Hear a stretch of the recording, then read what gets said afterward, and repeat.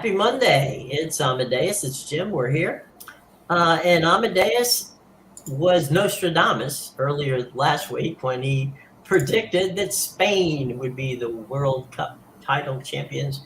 And Spain it was. Great game for them. Yeah, it was a big win for the Spanish women. They come away with their first Women's World Cup in history, so that was Mhm. big for them, obviously. And yeah, it was a really good game. They won 1-0 as a plus 180 in the 90 minutes there. And yeah, this was a team that we talked about a lot before the tournament started. I was very high on them coming into the tournament. The video that we had on the show tried to scare us with the coaching situation, but the Spanish women they pulled through. Yeah, like I said, a lot of their players were from that Barcelona team that won the Mhm. Champions League back in June, and it just goes to show you that the Spanish women are the best on the planet right now. Absolutely. And they deserved it. So there you go. So the Women's World Cup is now in the books. And so is the league championship, Cup Leagues Championship. And I will say this: you and I were talking in the pre-show. Of all of the MLS games I've seen, I would say in the last 3 or 4 years, the game between Nashville and Inter Miami was probably one of the best because it was end-to-end action, and Nashville didn't back down one bit and played incredible, the entire night, and it was just fun to watch. And I don't, we don't usually get to a situation where, well, in the last play of the game before the whistle blew, I don't know if you saw it, but the I can't remember who it was from Inter Miami. I'll get it here in a second. Took a shot on goal. It bounced off the keeper. The goalkeeper fell down. It rolled over his head. The guy jumped the goalkeeper, tried to catch to the run to the ball because he'd slowed it down. He didn't stop it. It wasn't going to go into the goal, but the guy who struck the ball was did everything he could. So he slides with his feet first, and literally with his feet and the ball, it hits the outside of the post, and that's how the game ends in regulation. So then we get Yeah, I definitely saw that one. to a point where, and it happens. I know it happens, but it happened often, where we get to the goalie versus goalie in the shootout, and that was just crazy. That was just absolutely crazy. So it was, look, to me, it was entertaining. It was a good thing for even if Messi would have lost that game, I still think it would have been a really good game for the MLS. And it turned out, that he takes home yet another piece of silverware. It was his 44th. It was his 44th cup trophy. That's kind of an impressive step. So there you go. Good weekend of soccer. And there was a ton of stuff going on with different leagues. I know you were unfortunately a little bit ill over the weekend. What were some of the things that struck you over the weekend about what was going on? Yeah, so I watched a lot of Premier League. The big match on Saturday was the Manchester City versus Newcastle match. Man City won that one nothing, but they didn't look great in that match. And I gotta say, this team without Kevin De Bruyne and especially Bernardo Silva wasn't in the lineup either, and more so Kevin De Bruyne. But both of those players being out, it takes away a bit of the dynamic. It takes away that dynamic attack that Manchester City has. Now, they're still a very good team without those two players, Mhm. and got to give a lot of props to Phil Foden because he filled in the. It was an opportunity for him to prove himself in the Kevin De Bruyne role, and he really filled that role well. He played an amazing game, but yeah, it's just it wasn't as dynamic as it normally is, and I think this Manchester City team is definitely going to struggle in those matches without Kevin De Bruyne this year. If he remains to be injured, I think scoring could become a bit of an issue for this team if they don't start to figure something out soon. You mentioned last week that you thought that Man City was, not going to be a dominant force in the Premier League this year, and so it seems that they're off to a start that you forewarned them of. Yeah, so I didn't say they weren't going to be a dominant force. I still think they'll be a dominant force, but I did say that if you asked me today after like just seeing them play those three matches, the first of the season, the UEFA Super Cup and the Community Shield, yeah, definitely. I could tell you right now, this is not a team that's winning the title this year, especially the way they've been playing. If they're going to be, if Kevin De Bruyne is an absence, that's going to be with them for a majority of the season. Because, like I said, this was an injury he picked up at the end of last season, and it hampered him in that Champions League final. He already got pulled from the first game of this season, so a whole offseason didn't fix it. And we don't know when he's going to be ready. These soft tissue injuries, they don't heal easily. So if he's not ready to go, they're gonna need something now. Maybe Phil Foden steps up and galvanizes this attack the same way he does. But so far, as great of a game Phil Foden had on the weekend, it just it still wasn't enough. And whether it's a matter of the wingers between Grealish and Alvarez around him, whether they got to do more. But yeah, I think some of these other players on Manchester City definitely need to step up in the absence of Bernardo Silva and Kevin De Bruyne if they want to remain, the best in the league.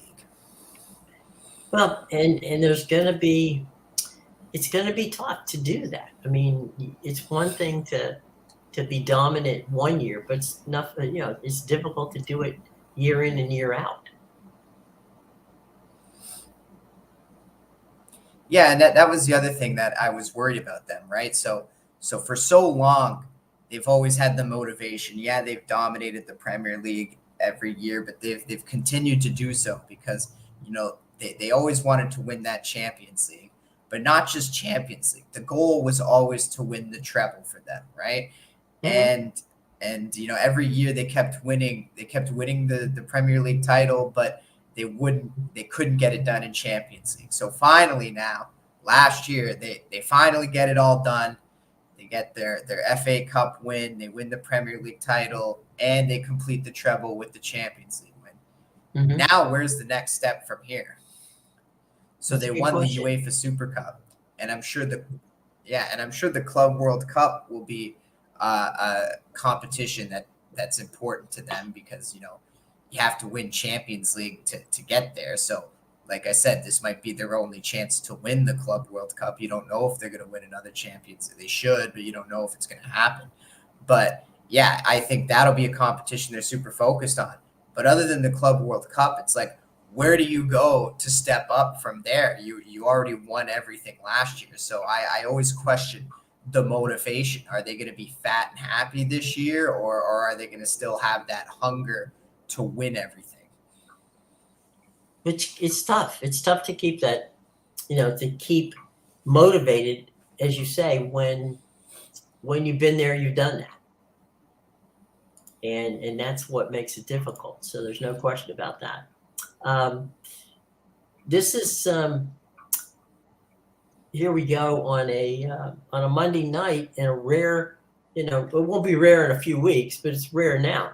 And that is we get a Monday night ESPN preseason game. That's the good news. The bad news is it's Baltimore and Washington. So not exactly must-see TV, but, it does give, football fans a chance to get used to the pattern, which is going to start.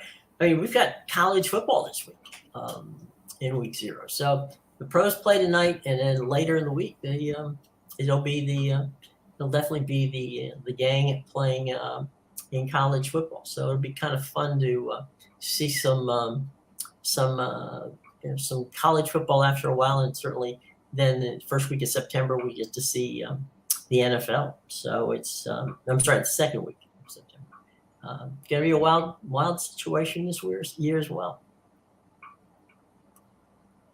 The Yeah, it's an interesting game tonight. It's an interesting game with this Baltimore Washington, just because Baltimore came out and said we don't care about our 23 game win streak in the preseason, but for some reason I don't buy that. So I don't know what's going to happen tonight. But I don't thought either. That was a weird thing to say. It's like, why do you? I mean, if ever there was a meaningless stat, that defines meaningless, because you're basically saying, hey, we can win every time it doesn't count. Like, okay, well, good for you. If you could do that during the regular season, that would be even better. But no, that's okay. Take your record and there you go. It's like it's like I caught 27 tennis balls that I threw against my house and didn't miss one. So what does that give me? Nothing, But hey, look, that's a streak. Let them if that's something that I'll tell you what, I would rather lose every preseason game, that I play and then win a regular season. So I wouldn't exactly put that on my list of great accomplishments. It's just, your bad guys at the end of the game are better than their bad guys at the end of the game. So we'll see. We'll see if they make it. Yeah, pretty much. Well, you say 23? We'll see if they make it 24 in a row. Trying to get a hold of Pete Medhurst. Yeah, and they even came out and said they don't care, but I don't. Yeah, why would you even point it out? Streak, and it's a weird thing for them to say. If you didn't care, you wouldn't say anything about it, because who cares, right? But let me just hit some highlights real quick. Week 0 games, and that would be the Saturday game. Navy and Notre Dame. Pete Medhurst, who is the voice of Navy, I'm trying to get a hold of him. Hopefully, we can have him on the show. But we'll see. We'll see if we get him before he goes to Ireland, because that's where that game's being played. Navy versus Notre Dame in Ireland. Then you got UTEP, which University of Texas El Paso, and they take on Jackson State, which Jacksonville State. I'm sorry. UMass and New Mexico State, Ohio and San Diego State, Hawaii and Vanderbilt. Here's the game that I think most people will be interested in. San Jose State at USC, which, of course, Caleb Williams, the reigning Heisman Trophy winner. FIU, which is Florida Institute. I know you were talking up that San Jose State team a bit. So they're not a bad little team. And SC has always had problems with a team that they're not supposed to lose to. That's kind of like kryptonite for SC. So they got Florida International. Well, not only that, but Lincoln Riley has also had problems playing defense. That's a good point. That's a very good point. And Florida International plays against Louisiana Tech, and Hawaii faces Vanderbilt. So that'll be a pretty interesting little card there on this coming Saturday. It's good to see that college football is back, and very good to see that there's going to be some fun times, at the old. And by the way, playing the game at Dublin, Avia Stadium in Dublin, Ireland, and that game will be on NBC and Peacock, 2:30 on Saturday. We'll get into much more of that later down the road, but just a little taste of what's going on. They named the All-American teams, and not that anybody's surprised, we know who's going to be involved in those. So it's been we're getting closer. We're getting closer, and I think that people are getting psyched out about that. Now, are you one of those guys that likes to play fantasy football? Yeah, I am a fantasy football fan for sure. There was a um, there was Dave Fleming, who's the voice of he's one of the radio voices of the San Francisco Giants. Got penalized for they did the team did their draft, and he was involved in the draft. They got penalized for it. He got penalized. So rather than doing the game as a broadcaster, he served his penance as the team. His team lost last season, so he was at the end of the let me re-wrap my mouth here. Dave Fleming was lost last year's draft. Okay, I'm sorry, last year's. Jesus, I'm blowing this story whole. Here we go. Dave Fleming lost in the Giants in the Giants fantasy football pool last year. He came in last. So what that meant was this year, at some point during the season, and it happened over the weekend, he would have to be the bat boy for the game. So Fleming, who's the broadcaster for the Giants, had the suit, had the whole uniform on, the whole bat boy uniform on, the hat, everything. And they mic'd him. So he was doing some of the game from down on the field as the bat boy. But whenever, he had the guy drop the bat, you had to run out, grab the bat, come back, bring the balls out to the umpire, and was doing everything the bat boy did the entire game. And so there he was as, not your usual bat boy, but, he was made to do it because his team finished last in the San Francisco Giants pool. So I guess that, losing has its consequences. But for Dave, I thought it was kind of funny to watch him do part of the game while he was down, in the on-deck circle waiting for his turn to go and get the bat. So thank goodness Dusty Baker didn't have to run out and catch him like he did his son. You may remember a few years ago when they were in the World Series, and Dusty's son was the bat boy, and he ran out to get the bat. He was like maybe 7 or 8 years old, and it was in the middle of play, and Jack, one of the Giants came running across home plate, grabbed the kid, and basically carried him with him so he wouldn't get smashed at home plate at that point. So yeah, but no problem. Dave finished it out, and that's the situation there. So what's a mother to do? We got some fun stuff there. So trivia you didn't need to know, and boy did I screw up trying to sell that story. Oof. Anyway, so what's is there some things you're looking forward to this week? Yeah, definitely. Yeah, there's a lot going on. Obviously, all the soccer leagues are back in full force on the weekends, but we still have a bit of Champions League qualifying going on. I believe this is actually the final round before finally they're going to do the group stage for next month. Plus, we have the Copa Libertadores starting back up again on tomorrow. Actually, Copa Libertadores and Sudamericana. Now we're down into the quarterfinals, so definitely exciting times there for sure. So I'll definitely be all over that the next few days. Well, I mean, it's early in the season like this. Do you what's the most important things if you're going to watch and get people to say, okay, look, it's important to get yourself straight and get ready and just feel like, okay, things are going to happen for us.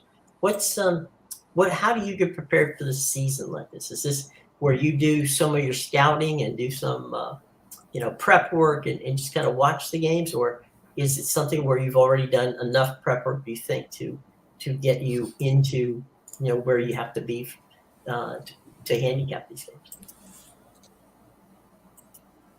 Well, yeah, but before the season, I look a lot at the transfers that happened in the transfer window, and I take a look at the rosters of every team and compare them to how they were last season. Some teams, they keep they've kept their team pretty much the same. They make a few moves here and there, but other than that, the core starting 11 is the same. So you can kind of look back to last season and how they played in certain situations. Other teams, sometimes they make so many moves and just do a complete 180 with the team that there's all these new faces, and you just gotta trust your ability on your knowledge of the players and how they're gonna play together and in that situation. So yeah, it also helps. Obviously, I watch every game, so it's good to see how they come out on the field. But yeah, so far a lot of what I've seen is pretty much how I expected it.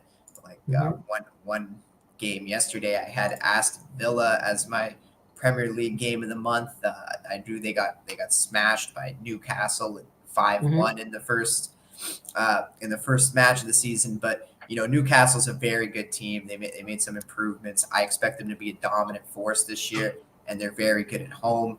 Aston Villa pretty much has the same starting 11, and they were doing wonders with Unai Emery last year. So didn't shock me at all that they were going to bounce back at home after getting smashed 5-1. And sure enough, they destroyed Everton 4-0. So it's just, you got to look at things like that.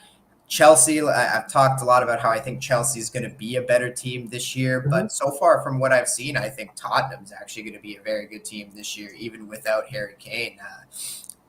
I think they're just going to be fine without him. And they definitely, I think their new coach, their Postecoglou, is definitely working wonders for the team for sure. So I think this Tottenham team, and it also, just similar to Chelsea, Tottenham isn't in any European competition this year. So they only have one match a week to focus on, which I think is going to be huge for them. So I think Tottenham might be a team that, they might perform much better in the Premier League than a lot of people expect them to. Let's talk a second about the Brighton team. We had a lot of fun with them last season. Are they gonna be a contender again from a standpoint of being kind of like that Cinderella team that sneaks up on everybody, or is it this time everybody knows who they are and they're not going to sneak up on anybody? Yeah, so this Brighton team is interesting to me because I stayed off their game this past weekend because I know they won their first match of the season 4-1, but a 4-1 welcome to the Premier League Luton Town win doesn't really, move the needle for me. I wanted to see how they come out against a Premier League team. And the Wolves, the Wolves weren't bad in their first match against Man United. They were getting a lot better last year near the end of the season. I know Lopetegui walked out on them right before the season, so that was a big blow to them. But they still came out well in that first match, and I actually expected them to put up a bit of a fight at home.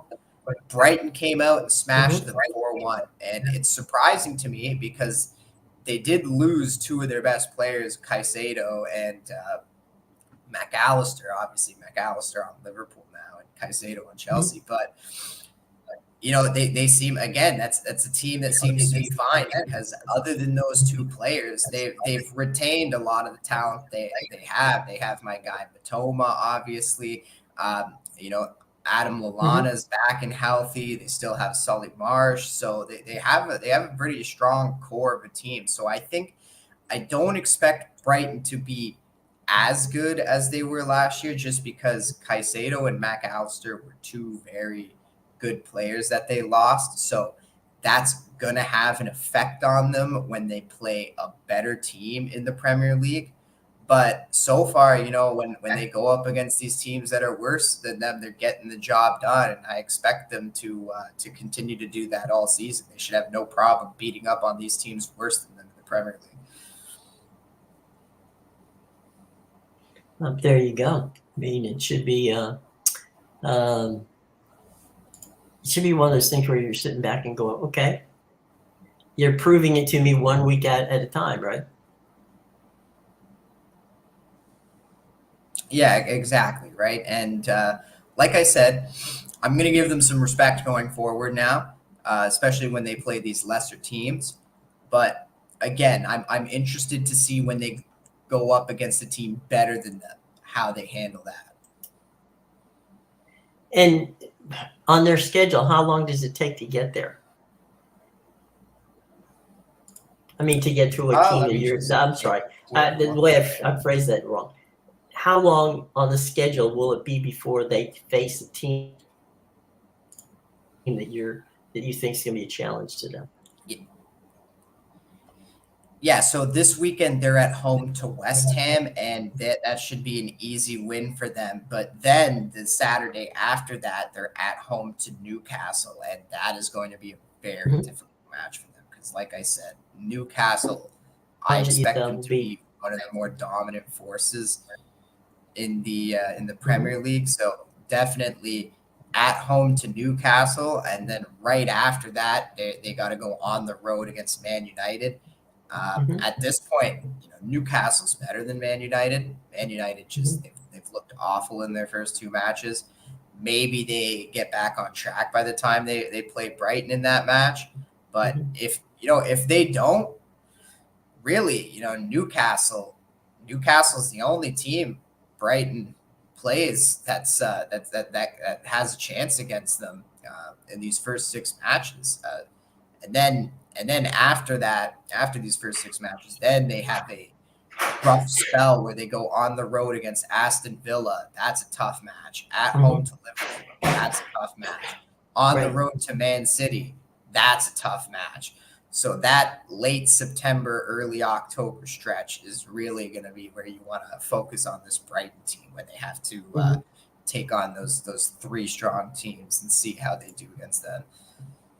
They have a little while then to get ready for those games. If the stretch is in October, so yeah, and like I said, they got six nice matches to start, right? So they can easily win 5 of those. That basically there you go with that. You're basic. You got a situation where you can build up a nice little stockpile of points.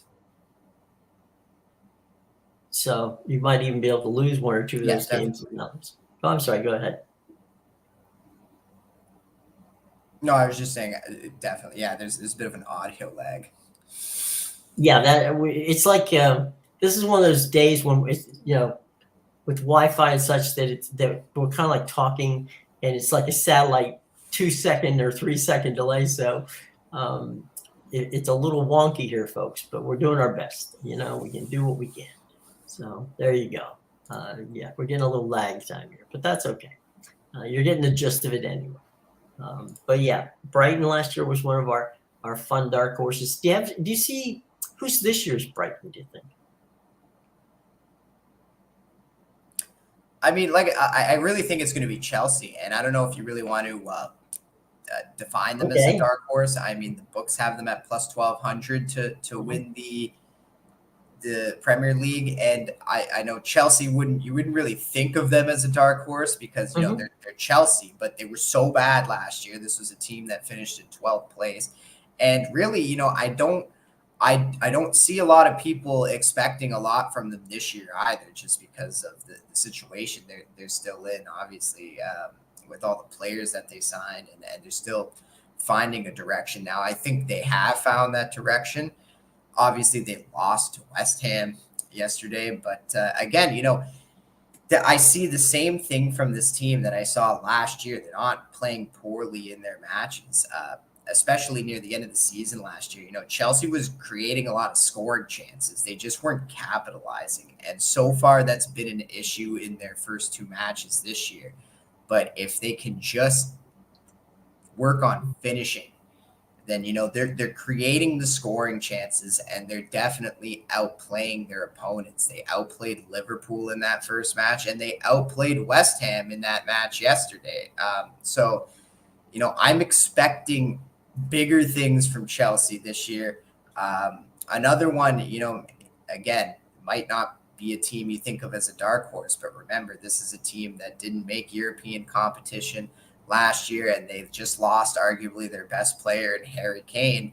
But I think Tottenham's just going to be fine without him this year. And if anything, I think they're actually going to be better because last year, and this was something I think even Foxy pointed out, last year, Antonio Conte, he was having health issues and he just gave up on that team midway through the season and he left it in the hands of the assistant. And we just watched Tottenham spiral downhill for the rest of the year. But now, Postecoglou is a really good coach, and he seems to have those players headed in the right direction. So I'm definitely expecting bigger things from this Tottenham side as well this year.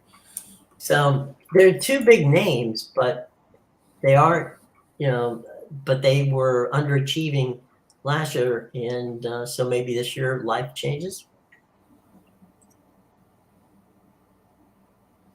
Yeah, and you got to remember, I think it's going to be a very competitive league this year, right? Like, obviously, your Manchester City and your Arsenal are like the two best teams right now.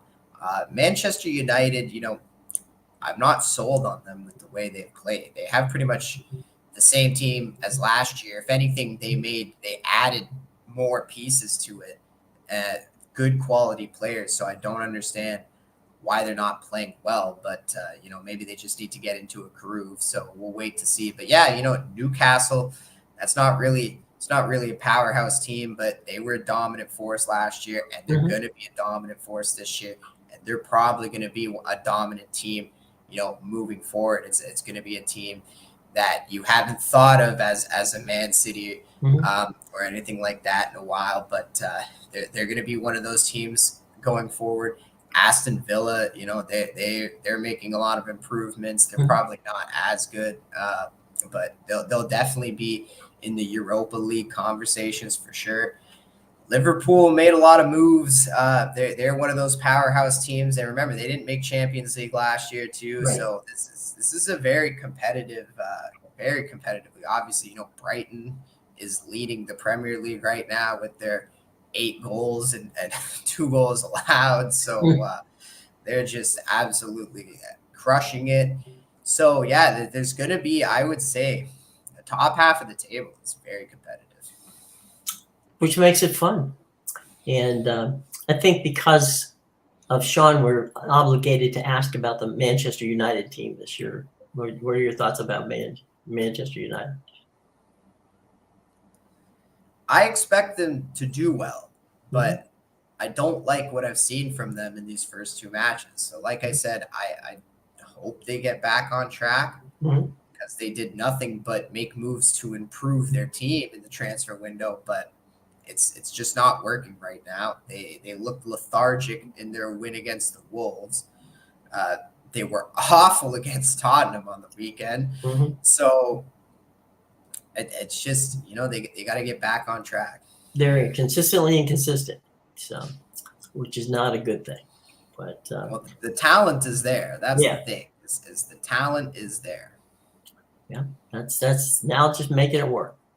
All right, let's talk about where we can find your fine work for today, and it's always down in the show box below. But we want to make sure everybody knows where to get you.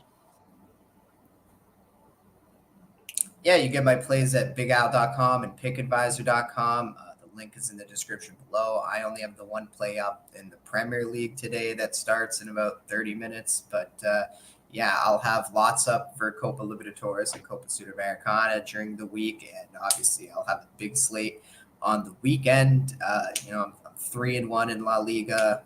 I'm 5-2 in Liga, and I'm 2-0 in Serie A, and I'm 9-5 in the Premier League to start the season. Wow. So not too shabby, my friend. All right, folks, let's see. We're going to get out of here. It's, we had a lot of fun here on Monday, and we'll be back tomorrow. So have a good evening.